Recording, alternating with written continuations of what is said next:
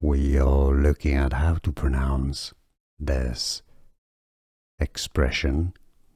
It is where the word for whiskey comes from. We'll be looking at how to say more whiskey names and vocabulary from Ireland as well. So make sure to stay tuned to the channel. So let's break down the pronunciation. I know the spelling is confusing. It literally means water of life. It means whiskey in Irish. Uisce, ishka, ishka. Did you get this? Okay. So that's the first word. Beatha. Ba, a long A sound. Ha. Overall, it's simple once you know. Uisce Beatha.